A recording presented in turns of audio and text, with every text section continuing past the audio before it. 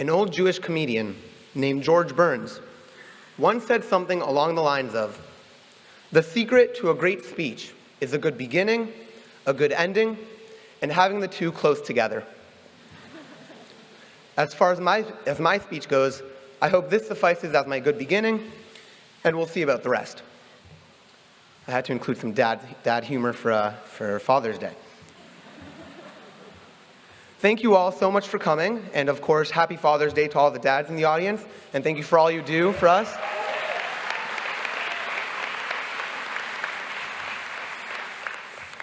Today is our graduation, the day we receive our diplomas and take pictures and celebrate together.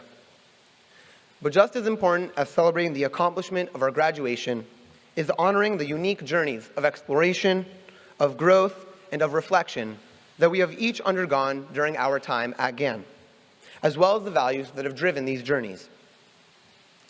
I'd like to share one moment, one value, that has really defined my personal Gann journey, because I believe that it describes some of the most distinctive aspects of our grade's collective Gann journey.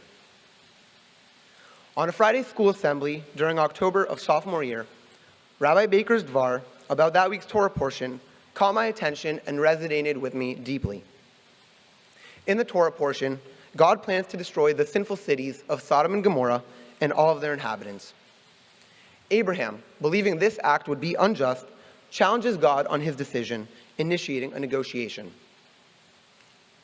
Rabbi Baker explained that Abraham's disagreement with God's action in direct confrontation with him could be construed as a disrespectful display of chutzpah. Yet Rabbi Baker saw Abraham's actions differently. He characterized them as holy chutzpah. Holy chutzpah. Abraham didn't act rudely towards God. Instead, he respectfully and carefully made his case before him. While chutzpah can often be seen as a negative trait, there are cases when acting with it is important, even holy. And when it's employed in the name of justice, chutzpah is not merely acceptable, it is required of us. Rabbi Baker challenged us to take our innate chutzpah and find ways to employ it for good. This idea shaped much of my time here at Gann, but I also think it describes how we as a grade have progressed through high school together. It's pretty easy to just drift through the 4 years of high school, waiting for what's next, and not taking advantage of all the opportunities in the present. In many schools, this passive high school experience is unfortunately quite common, but not at Gann, and definitely not in our incredible grade, the class of 2017. Sure, many of us are also excited for what is to come, and we should be, but we have, collectively, made the most of our time here at Gann, and used our holy chutzpah to contribute to our community and to our world. It's hard to speak broadly about an entire grade, a unit of 70 unique individuals, each with their own different experiences and perspectives. But something that I believe defines us as a collective is our lack of apathy and passivity, our active and energized approach to a high school experience that stereotypically is portrayed as mundane, and our constructive irreverence towards the status quo. We've challenged norms and beliefs, we've started new clubs, we've changed pieces of how our schools run, and yes, we sometimes have also been known to complain. But the purpose has always been working for a stronger Gann and a better world. That is our holy chutzpah. Allow me to give a couple concrete examples of this at work.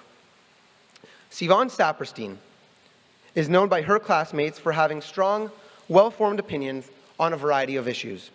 And again, she has used her passion to create tangible, positive change. At the end of sophomore year, Sivan identified a way to improve the club Heifers for Israel.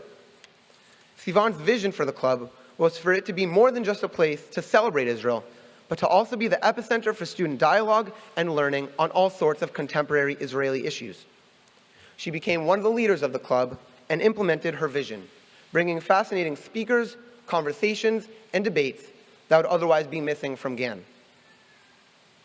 Nate Orbach served his fellow classmates on student council for 4 years with great devotion and humility. I've had a front row seat to his awesomeness and have had the honor of getting to work with him basically constantly. Nate's passion for working with Gann's administration to represent the will of the student body and to improve Gann as an institution was as impressive as it has been impactful. Nate was critical in transforming Student Council from merely an event planning organization to a committee of students devoted to making our school and community stronger, happier, and of course, more environmentally sustainable. Nate represents all the potential good that can be created when someone puts their individual passion together with some holy chutzpah. After expressing some dissatisfaction with Gann's race programming, Yair McCoy, Sophie Bala, Chaim Zabit-Hall, and Adrian Levy, along with the help of Miss Arjit and Miss Allicid, decided to take action and took it upon themselves to create their own programming for the community about race. By all accounts, their two-part program was a success. It spurred important conversations, lots of introspection, and caused many students to decide to do further research on some of the issues that were brought up. These 4 classmates saw this issue to which they wanted to contribute their voices, and they were empowered to do just that, to take matters into their own hands, speak up, and make a positive impact on their community. It is Gann's emphasis on critical thinking, on student-driven learning, and on values that extend beyond the classroom that really facilitated and empowered so many of us to act and employ our innate chutzpah for good. And of course, this is by no means an exhaustive list of all the examples of our grade's holy chutzpah. There are so many other instances, both small and large, of our grade having, or members of our grade, having just enough courage and a little bit of irreverence to do something constructive for our community. One thing I have found to be universal within our grade is that we have each developed the holy chutzpah to be ourselves. Whereas high school typically calls for conformity, here at Gann, we have each experimented, grown into, and expressed our unique selves without reservation. And by contributing to our community's conglomeration of diverse voices, we have helped foster an even higher level of warmth, tolerance, and support within it.